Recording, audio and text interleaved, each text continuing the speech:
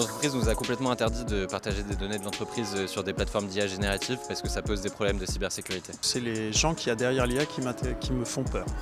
Donc je mets le minimum possible de données personnelles sur Internet et donc sur l'IA. Je ne vais pas aller mettre des choses qui sont propres à moi et qui sont assez confidentielles, de peur que ça se retrouve dans la nature en fait. On ne sait pas vraiment où les données sont stockées ou sont gérées, il y a une certaine opacité à ce sujet-là. Et si tout le traitement de vos données se passait entièrement sur votre ordinateur, est-ce que ça changerait votre opinion ?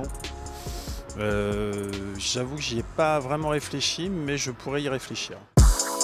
Bienvenue dans La Machine à retrouver le temps, le podcast de l'IA au quotidien par Intel.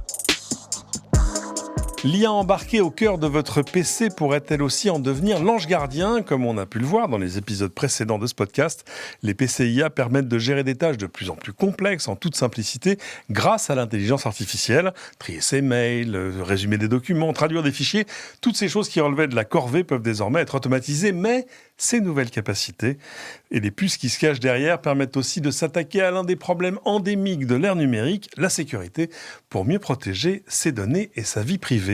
Bonjour Tristan Ladrèche. Bonjour. Vous êtes responsable commercial banque et services financiers chez Intel France.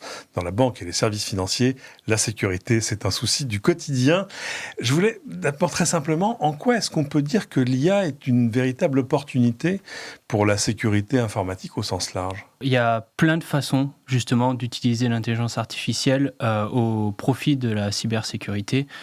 Plein de cas d'usage différents. Un de ceux que l'on remarque actuellement, c'est d'utiliser l'intelligence artificielle pour explorer plein de pistes et justement découvrir de potentielles failles avant qu'elles ne soient exploitées, un peu à la façon d'un hacker éthique en fait, parce que c'est tout l'intérêt de l'intelligence artificielle, démultiplier en quelque sorte la capacité à explorer des pistes. Donc ça, c'est un des premiers cas d'utilisation qui représente une vraie opportunité. Ça existe déjà aujourd'hui ? C'est déjà utilisé aujourd'hui. Il y a plein de cas que l'on peut retrouver sur le net où justement on va utiliser différents agents pour pouvoir explorer des potentielles failles. Autre exemple ?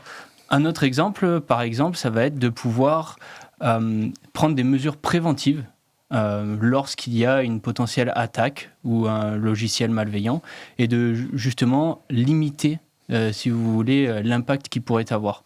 Donc à partir du moment où l'intelligence artificielle va pouvoir agir, elle va pouvoir potentiellement détecter un logiciel malveillant et prendre des actions correctives. Donc ça évite justement de devoir tout monitorer et avoir une réaction très très rapide à un potentiel problème. C'est-à-dire par exemple bloquer un port réseau, bloquer une application dont on se demande soudain ce qu'elle est en train de faire. Exactement, et c'est d'ailleurs ça fait un très bon lien avec une autre opportunité justement d'utilisation de l'intelligence artificielle pour la cybersécurité. Ça va être justement la détection. Tout simplement la détection d'outils malveillants, de programmes malicieux. Une des façons que l'on peut voir, ça va être par exemple de monitorer l'utilisation des différentes ressources du PC, que ce soit l'utilisation de la mémoire, les échanges avec le réseau ou l'utilisation du processeur. Ça veut dire plus de surveillance en tâche de fond, mais ça, c'est des choses qui existaient un peu déjà. C'est-à-dire que sur mon PC précédent, j'avais déjà un logiciel de sécurité qui tournait en tâche de fond et qui pouvait m'avertir d'une attaque, d'une faille, d'un problème, d'un site malicieux, que sais-je encore. Est-ce que tout à coup, avoir ce processeur en plus sur mon PC IA, ce processeur neuronal, va arranger les choses ou les rendre plus efficaces ? Alors, et c'est un très bon point parce que en général, des agents qui sont là pour assurer la sécurité du poste, il y en a même plusieurs qui tournent sur le PC. Et une des remarques que l'on a, alors rarement au tout début lorsque l'on achète un ordinateur, mais au fil du temps, lorsque ces agents-là commencent à s'accumuler, à être de plus en plus lourds, on a des personnes qui nous font remarquer qu'ils avaient un ordinateur très puissant et qu'au fur et à mesure, ça devient de plus en plus laborieux. Et donc c'est là où ça va être intéressant, c'est que en utilisant justement l'intelligence artificielle pour détecter ce genre de programme malicieux, etc., on va pouvoir remplacer certains de ces agents. Et justement, vu que dans les nouveaux AI PC, donc les PC à intelligence artificielle qui embarquent des Intel Core Ultra, on a un petit bout du processeur qui s'appelle le NPU, donc le Neural Processing Unit, et qui est en fait un accélérateur à tâches d'intelligence artificielle. On va pouvoir prendre ces agents-là de cybersécurité qui seront justement développés sous forme d'algorithmes d'intelligence artificielle et les décaler du processeur classique sur l'accélérateur IA. et tout à coup libérer la puissance du processeur central qui, lui, était habitué à faire Effectivement. ça. Donc c'est un double intérêt. Potentiellement, donc normalement améliorer justement la détection grâce à l'intelligence artificielle et décharger justement la tâche de monitoring, de surveillance justement de ces programmes malicieux sur quelque chose de spécialisé qui est bien plus efficient, parce que c'est ça le mot-clé, c'est l'efficience, donc qui est bien plus efficient pour faire tourner de l'intelligence artificielle. C'est intéressant parce qu'évidemment, ouvrir la cybersécurité à l'intelligence artificielle, ça veut dire aussi le faire sur tous les maillons de la chaîne de la donnée. C'est-à-dire que ces algorithmes de surveillance, on peut aussi les faire tourner directement sur le serveur ou le data center où résident vos applications aujourd'hui pour protéger plus bas dans la chaîne mon petit PC à moi, quoi. Alors effectivement, rien n'empêche cette technologie-là d'être poussée dans le data center. En général, ce qui est fait en bout de chaîne, ce que l'on appelle à l'edge, peut être répliqué dans le data center même avec une plus grande échelle. Mais là où ça va être vraiment intéressant justement sur l'ordinateur de monsieur et madame tout le monde, c'est que ça va être bien plus réactif, évidemment.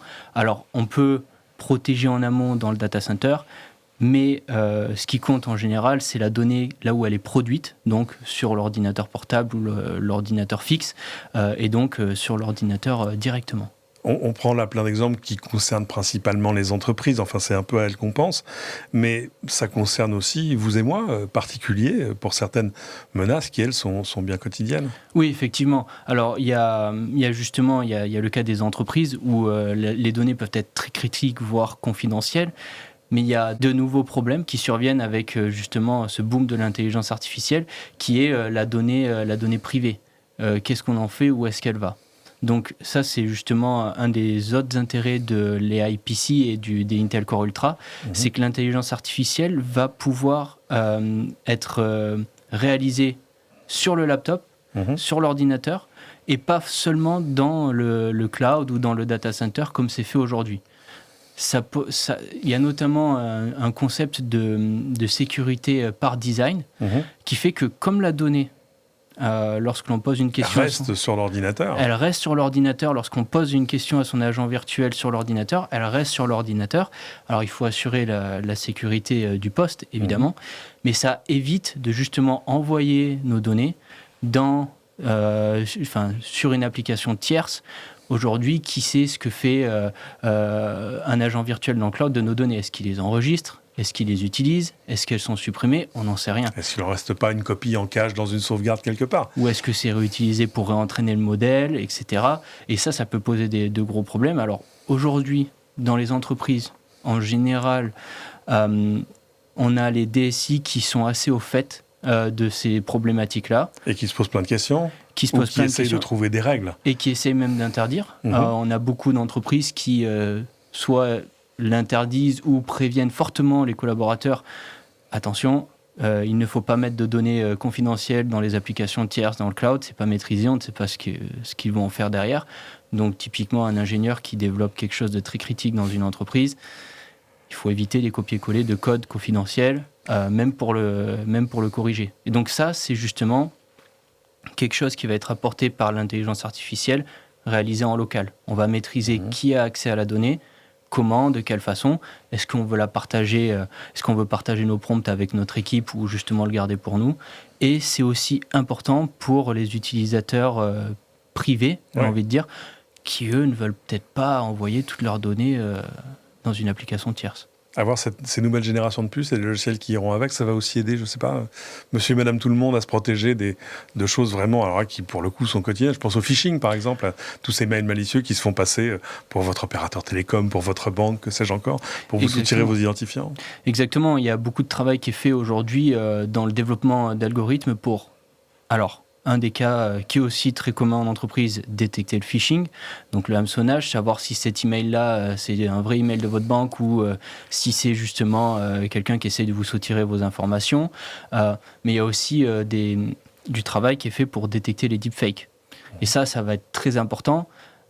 Je suppose que ça sera potentiellement moins important dans le cadre de l'entreprise, mais dans le cadre privé, ça sera très important pour lutter contre la désinformation et justement avoir une détection en temps réel de potentiels deepfakes ou non, et avoir justement cette attestation, ok, la donnée est bonne ou pas, quoi. C'est intéressant parce qu'évidemment, si cet aspect de cybersécurité est devenu si important, c'est aussi parce que ça marche des deux côtés, c'est-à-dire que l'innovation fonctionne pour tout le monde. Cette IA, elle peut aussi être utilisée par des cybercriminels, là aussi pour détecter des failles à leur bénéfice, voire même pour automatiser certains types d'attaques. C'est toujours ce dilemme-là lorsqu'il y a une nouvelle technologie, être pour ou être contre. Je pense que de manière générale, si ça peut être exploité à des fins malveillantes, il y aura toujours beaucoup plus de monde pour justement trouver une façon de contrer ça et d'utiliser cette technologie-là avec de bonnes intentions. On le voit, il y a la technologie pour générer des deepfakes est arrivée. Très rapidement, il y a des voix et des personnes qui ont commencé à développer des technologies pour détecter justement les deepfakes. C'est souvent comme ça. Donc après, tout va dépendre où est-ce qu'on met le curseur, mais de manière générale, l'avenir est plutôt positif. Pour que tout ça fonctionne, évidemment, c'est pas magique. Il faut que ces nouvelles fonctions et cette nouvelle façon de fonctionner, j'ai envie de dire, soient adoptées par les développeurs d'applications, entre autres. Qu'est-ce que vous faites chez Intel pour les accompagner sur ce chemin ? Alors, tout dépend le fournisseur de software, mais il y a une collaboration qui est faite pour justement aider à porter les codes qui utilisent justement l'intelligence artificielle sur cette particularité-là qui est le NPU, donc ce bout de puce qui accélère les algorithmes d'intelligence artificielle. Mais de manière générale, ce que l'on remarque, c'est qu'aussi il y a assez de ressources pour qu'elles puissent être autonomes et le faire d'elles-mêmes, développer de nouvelles features et porter justement leur code pour qu'ils puissent être supportés sur le NPU. C'est-à-dire que ces éditeurs logiciels, ces créateurs d'applications, ils en voient l'intérêt dès aujourd'hui ? Oui, effectivement, il y a dès à présent, donc je mentionnais par exemple les agents de cybersécurité qu'on a sur nos ordinateurs, portables ou fixes, qui sont là et qui peuvent potentiellement parasiter un peu notre capacité de calcul et donc parasiter nos performances sur PowerPoint, Excel, sur le reste des applications, et donc les ralentir. Mais justement, ces éditeurs-là sont en train d'utiliser dès à présent les capacités d'intelligence artificielle et de porter justement ces agents-là sur le NPU. Et c'est pour ça que c'est critique, je pense, pour un décideur informatique d'une entreprise, de commencer à voir ce genre de choses qui peuvent être presque silencieuses. Actuellement, on n'en entend pas beaucoup parler, mais à terme, lorsqu'ils vont renouveler leur parc de PC, en général, ça se fait pour 3 à 5 ans.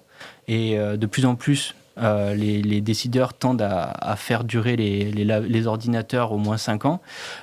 C'est quelque chose à ne pas manquer. Parce que d'ici 2-3 ans, peut-être que beaucoup de ces technologies-là auront été développées. Et il y aura une réelle différence entre ceux qui auront un AI-PC capable de décharger ces tâches-là de fond sur le NPU, donc dans le NPU présent dans les Intel Core, voilà, dans les Intel Core Ultra, par rapport à ceux qui n'auront pas justement pris ce tournant-là et qui vont être en quelque sorte handicapés pendant 5 ans à ne pas pouvoir réaliser ce bénéfice-là. Ça veut dire qu'il y a de bonnes décisions à prendre. Ça veut dire surtout qu'on n'est vraiment qu'au début de l'histoire. On n'est qu'au début de l'histoire. Je pense aussi qu'il faut arrêter de toujours chercher la killer app. Donc l'application qui va changer la façon dont on utilise notre ordinateur, la façon dont on travaille, mais aussi se pencher sur ces cas d'usage qui sont relativement silencieux, mais qui vont avoir un énorme impact lorsqu'ils vont pouvoir être justement déchargés sur le NPU. Merci infiniment, Tristan Ladrèche, d'être venu à ce micro, d'être venu surtout nous éclairer. Je rappelle, vous êtes responsable commercial, banque et services financiers chez Intel France. Merci beaucoup. Merci à vous. Dans le prochain épisode de La Machine à retrouver le temps, on abordera l'accélération de la créativité grâce à l'IA. En attendant, vous pouvez retrouver cet épisode du podcast, mais aussi tous les autres sur votre plateforme de podcast habituelle, que ce soit Apple Podcasts, Spotify, Deezer, Amazon Music et toutes les autres. Retrouvez-nous aussi en vidéo sur la page YouTube d'Intel. Et merci de nous avoir suivis. À très bientôt.